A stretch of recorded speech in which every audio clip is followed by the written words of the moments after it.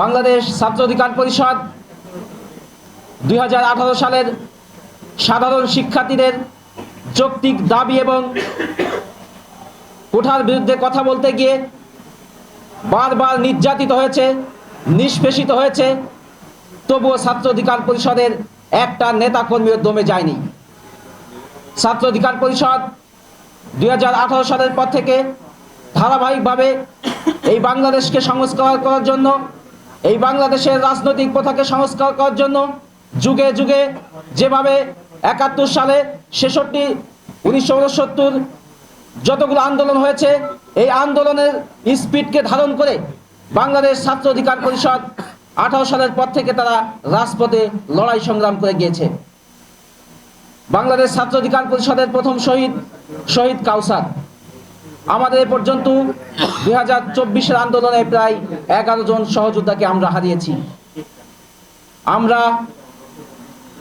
একটা কথা আপনাদেরকে স্পষ্ট বলে দিতে চাই, ছাত্র অধিকার পরিষদ যখন রাজপথে নামে, ছাত্র অধিকার পরিষদ একমাত্র আল্লাহকে ছাড়া কাউকে ভয় পায় না। ছাত্র অধিকার পরিষদ তাদের সর্বোচ্চ শক্তি এবং মেধা দিয়ে সাধারণ শিক্ষার্থী এবং এদেশের জনগণের জন্য কাজ করে আসছে। এই মহানগরে, খুলনা মহানগর এবং জেলাতে যে 24 আন্দোলন হয়েছে, এই আন্দোলনে যারা প্রথম সারিতে ছিল তাদের কিন্তু ছাত্র অধিকার পরিষদের পরিচয় বহন করতে হবে।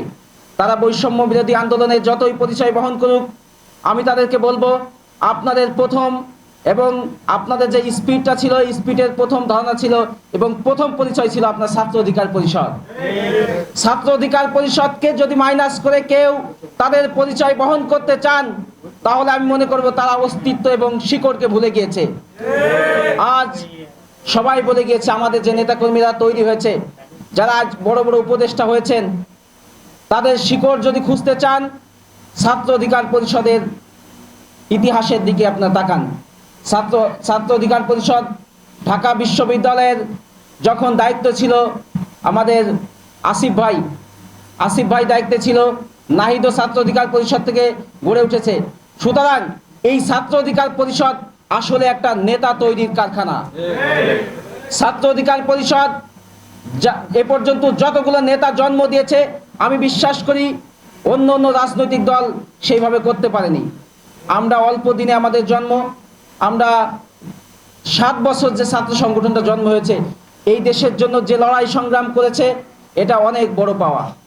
আমি বিশ্বাস করি এই খুলনা জেলা এবং মহানগরের যারা দায়িত্বে আছে এবং আগামীতে যারা দায়িত্বে আসবে, এই খুলনার সাধারণ মানুষ, সাধারণ শিক্ষার্থীদের জন্য তাদের সর্বোচ্চ দিয়ে লড়াই করবে।